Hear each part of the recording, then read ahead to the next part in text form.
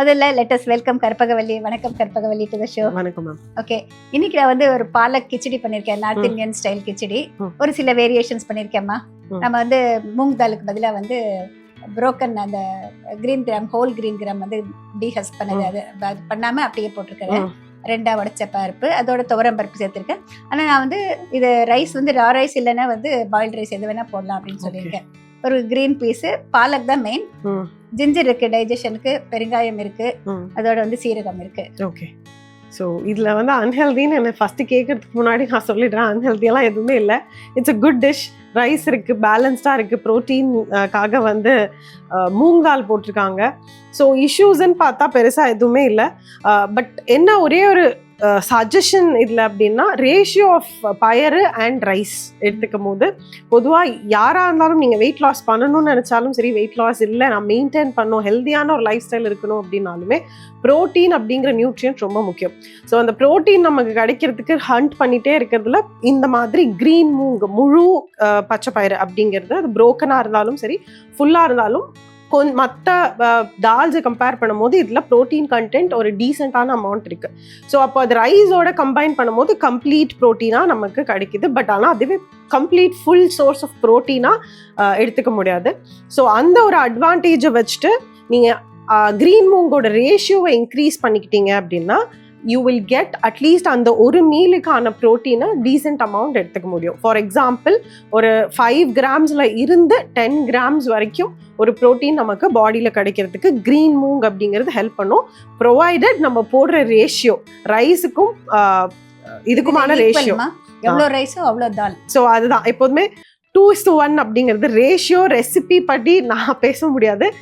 But ஆனால் nutrient wise பார்க்கும்போது எப்போதுமே ரைஸை விட double the quantity of dal use பண்ணிங்கன்னா அப்போ தான் உங்களுக்கு ப்ரோட்டீன் சோர்ஸாக அதை கன்சிடர் பண்ண முடியும். ஈக்குவலாகவோ இல்லை இதை விட கம்மியாக போட்டிங்கன்னா அது ப்ரோட்டீன் சோர்ஸ் ஆக முடியாது. But it is a minimum balanced meal அப்படின்னு சொல்லிக்கலாம், அவ்வளோதான். பட் இதில் வந்து அட்வான்டேஜ்னு பார்க்கும்போது ஃபைபர் கண்டென்ட். ஸோ இப்போ எனக்கு சுகர் இருக்குது, டயபெட்டிஸ் இருக்குது, சுகர் லெவலில் மெயின்டைன் பண்ணோம் அப்படிங்கும் போது பாலக் அண்ட் மூங் தால் இது ரெண்டுமே உங்கள் சுகர் லெவலில் பேலன்ஸ்டாக வச்சுக்கிறதுக்கு கண்டிப்பாக ஹெல்ப் பண்ணும். ஸோ பாலக் வந்து மேஷ் பண்ணி போடுறீங்கல்ல மேம், இதில் வெஜிடபிள்ஸும் ஆட் பண்ணலாம். ஸோ அப்படி இருக்குது பேலன்ஸ் பண்ணுறதுக்கு வெஜிடபிள்ஸ், ஃபுல் வெஜிடபிள்ஸ் ஆட் பண்ணுறீங்க அப்படின்னா, ஹோல்சம் வெஜிடபிள்ஸ், இன்னும் உங்கள் டயபிட்டிஸ் லெவலில் மெயின்டைன் பண்ணுறதுக்கு ரொம்பவே ஹெல்ப்ஃபுல்லாக இருக்கும். So that is a only tweak. நியூட்ரிஷனலாக கொடுக்கணும் அப்படின்னா that is one suggestion ma'am. மற்றபடி ஆஸ் சச் அந்த ரெசிபியில் பர்ஃபெக்ட் கொலஸ்ட்ரால் இருக்குது, வெயிட்டை கம்மி பண்ணணும், ஃபேட்டு கம்மியாக தான் வேணும் அப்படிங்கும் போது நான் இந்த ரெசிபி பார்த்த வரைக்கும் ஒரு ஸ்பூன் ஆஃப் கீல இந்த ஒரு ஃபுல் மீல் முடிஞ்சிருச்சு. ஸோ உங்களோட ஃபேட் கண்டென்ட் அப்படிங்கிறதும் ரொம்ப குறைவாக இருக்கும். டயபெட்டிஸ் இருக்கிறவங்களுக்கு ரொம்பவே பெனிஃபிஷியலாக இருக்கும். எக்ஸ்ட்ரா ஃப்ளேவருக்காக நம்ம ஆனியன், டொமேட்டோ அதெல்லாம் வேறு சேர்த்துருக்கோம்.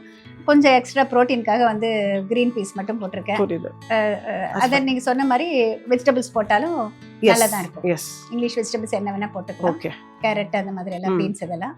பட் அது வந்து என்ன சொல்றது, அந்த ரெகுலர் கிச்சடி மாதிரி இல்லாமல் கொஞ்சம் வந்து வெஜிடபிள் கிச்சடி மாதிரி ஆகிடும். பட் ஓகே, நம்ம வந்து இன்னும் எல்லாமே நியூட்ரிஷியஸாக வேணும் அப்படிங்கிறப்ப நம்ம எக்ஸ்ட்ராவாக ஆட் பண்ணுறது நல்லது. இப்போ இதையே வந்து நான் வந்து அந்த ஸ்ப்ரவுட்ஸ் போடலாமா? டெஃபினட்டாக போடலாம். டெஃபினட்டா any sprouts can be added. Moong தாலுங்கிறப்ப மூங் ஸ்ப்ரவுட்ஸா போட்டுக்கினேன். பட் என்ன வேக வைக்கிறப்ப அந்த எதுவுமே ஆகாது மேம், நத்திங் ஹேப்பன்ஸ். மூங் ஸ்ப்ரவுட்டை வந்து தாராளமா குக் பண்ணி சாப்பிடலாம். மினிமல் அமௌண்ட் ஆஃப் நியூட்ரியன்ஸ்லாம் லீச் ஆகும், தாராளமா எடுத்துக்கலாம். Sprout can be cooked. Okay, sprout சேர்த்தோம்னாக்கா கொஞ்சம் கூடுதலாக சேர்க்கிறப்ப கூடுதல் சுவையாகவும் இருக்கும், நியூட்ரிஷியஸாகவும் இருக்கும். டெஃபினட்டா எடுத்துக்கலாம், அதுல எந்த ஒரு ப்ராப்ளமும் இல்லை. ஸ்ப்ரவுட்ஸ் டெஃபினட்டா குக் பண்ணலாம். இப்போ யாராவது எடுத்துக்க கூடாதுன்னு ஏதாவது இருக்கா? கிரீன்ஸ், அதாவது கீரை எடுத்துக்க கூடாதுங்கிறவங்க அந்த கண்டிஷன்ஸ், கிட்னி கண்டிஷன்ஸ் இருக்கு, எலக்ட்ரோலைட்ஸ்ல பேலன்ஸ் இருக்கணும் அப்படின்னு நினைச்சா கீரையில யாருக்கெல்லாம் ரெஸ்ட்ரிக்ஷன்ஸ் இருக்கோ அவங்கெல்லாம் இதை அவாய்ட் பண்றது பெட்டர். ஸோ மற்றபடி எல்லாருமே எடுத்துக்கலாம். ஓகே, எந்த ஏஜ் குரூப்னால எனிதிங் கிட்ஸ்க்கு பிடிச்சா அஃப்கோர்ஸ் எஸ். ஓகே, அதாவது ஒரு லஞ்ச் பாக்ஸ் ஐடியாவை இதை கொடுத்து அனுப்பலாம். இட் வில் பி என்ன சொல்றது, ஆறுனாப்புல நல்லா இருக்கும். Okay okay, thanks ma'am. வேற ஒன்றும் குறை சொல்ற மாதிரி இல்லை இல்ல மேம், குறைக்காக இல்லை. Okay, thanks for coming to the show. அடுத்த வாரம் பார்க்கலாமா? தேங்க்யூ. இப்போ நம்ம பார்க்க போகிறது சமையலறை டிப்ஸ். இன்னைக்கு சமையலறை டிப்ஸில் வந்து ஒரு பைனாப்பிளை பற்றிய ஒரு விஷயங்க. பைனாப்பிள் வந்து சீசனில் கிடைக்கிறப்ப நம்ம தோல் எடுத்துட்டு கட் பண்ணிவிட்டு இந்த மாதிரி ரவுண்டாக ஸ்லைஸ் பண்ணிக்கோங்க. ஒரு சிலருக்கு வந்து ஃப்ரெஷ் பைனாப்பிள் சாப்பிட்றப்ப அப்படியே தொண்டை கரகரப்பு ஏற்படும், ஒரு சிலருக்கு சேராது.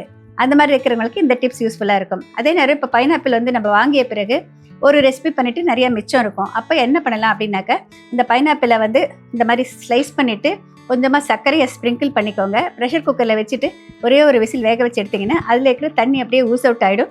நம்ம டின்னில் கிடைக்கிற பைனாப்பிள் எப்படி இருக்குமோ அதே மாதிரி இருக்குங்க. நீங்கள் இதுலேயே வந்து மைக்ரோவேவில் பண்ணணும் அப்படின்னு நினச்சிங்கனாக்க, கட் பண்ணிவிட்டு சின்ன சின்ன பீசஸாக கொஞ்சமாக சர்க்கரை ஸ்ப்ரிங்கிள் பண்ணிவிட்டு மைக்ரோ பவர் ஹையில், அதாவது மைக்ரோவேவ் பாத்திரத்தில் போட்டு மூடியால் மூடிட்டு மைக்ரோ பவர் ஹையில் 2 நிமிஷம் வேக வச்சு எடுத்திங்கன்னா போதுங்க. அந்த சர்க்கரை உருகிட்டு அந்த பைனாப்பிள் இருக்கிற ஜூஸ் வெளியே வந்துடும். நீங்கள் வந்து நல்லா ஆறிய பிறகு ஒரு டப்பாவில் போட்டுட்டு ஃப்ரிட்ஜில் வச்சிங்கன்னா 1 மாதம் வரைக்கும் வச்சுருந்து நீங்கள் எப்போ வேணால் யூஸ் பண்ணிக்கலாம். இப்போ இதை வந்து இந்த தொண்டை கரகரப்பு வராமல் இருக்கிறதுக்கு என்ன பண்ணலாம் அப்படின்னு சொன்னாக்க, இப்போ பாருங்கள், இங்கே வந்து பைனாப்பிள் ஸ்லைஸ் பண்ணி வச்சுருக்கேன். இந்த பக்கம் ஒரு பேன் வச்சுருக்கேன். பேனில் வந்து கொஞ்சமாக வந்து பட்டர் போட போகிறேன்.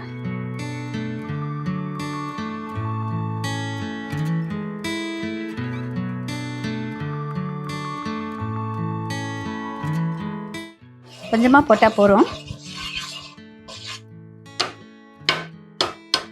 இப்போ இந்த பைனாப்பிளை வந்து இதில் வைக்கிறேன்.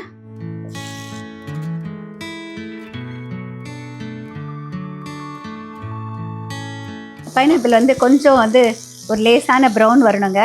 அந்த அளவுக்கு நம்ம வச்சோன்னாக்கா கொஞ்சம் சுட்ட மாதிரி இருக்கும். அப்படியே சாப்பிட்டிங்கனாலும் கூட ஒரு ஜூஸியாக ஒரு நல்ல டேஸ்டியாக இருக்கும். ரெகுலர் பைனாப்பிளை விட கொஞ்சம் கூடுதல் இனிப்பு சுவையோடு இருக்கும்.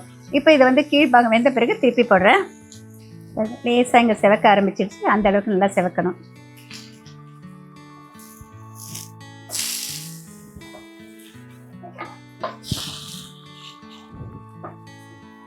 இந்த மாதிரி பாருங்கள், லைட் ப்ரௌன் வந்திருக்கு. அந்த அளவுக்கு டோஸ்ட் பண்ணால் போதுங்க. 2 பக்கமும் அதே மாதிரி ஆன பிறகு எடுத்துடலாம். பாருங்கள், 2 பக்கம் திருப்பி போட்டு ஒரு நல்ல மணம் வருது. இந்த பைனாப்பிள் வந்து சுட்டுடுச்சு. இதை எடுத்துடலாம்.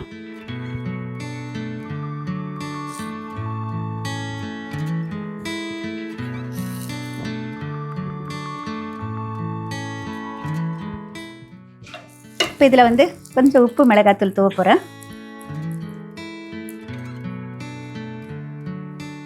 அவங்கவுங்க விருப்பத்துக்கு தகுந்த மாதிரி உப்பு காரம் போட்டுக்கோங்க. பொதுவாகவே நம்ம உப்பு காரம் போட்டு சாப்பிடுவோம் இல்லைங்களா, அதுக்கு பதிலாக இந்த மாதிரி செஞ்சு சாப்பிட்டிங்கனாக்க கூடுதல் சுவையாக இருக்கும். யாருக்குமே வந்து த்ரோட் அஃபெக்ட் பண்ணாது. இப்போ 3 செக்மெண்ட்டு முடிச்சாச்சு இல்லைங்களா. நீங்கள் நான் என்ன கேள்வி கேட்பேன்னு எதிர்பார்த்துட்டு இருப்பீங்க. பாலக் கிச்சடியில் நான் எதையெல்லாம் சேர்த்து அரைச்சேன், பாலக் கிச்சடியில் எதையெல்லாம் சேர்த்து அரைச்சேன், இதுக்கான பதிலை நீங்கள் எப்போதும் போல் கீழே ஒரு ஃபோன் நம்பர் வருது, அதை நோட் பண்ணிக்கோங்க. உங்களுடைய ஃபோனில் இருந்து வாட்ஸ்அப் மூலமாக இந்த ஃபோன் நம்பருக்கு உங்களுடைய பதிலை அனுப்பணும். எப்போதும் போல் உங்களுடைய பதிலோட உங்களுடைய முழு பெயர், முகவரி, ஃபோன் நம்பர் எல்லாமே இடம்பெற்றிருக்க வேண்டும். சரியான பதில் எழுதியவர்களிலிருந்து 3 நபரை தேர்ந்தெடுத்து பிரதீப் என்டர்பிரைசஸ் நிறுவனத்துடன் நான் எழுதிய சமையல் புத்தகங்கள் ஒன்றை பரிசாக வழங்கியிருக்கிறார்கள்.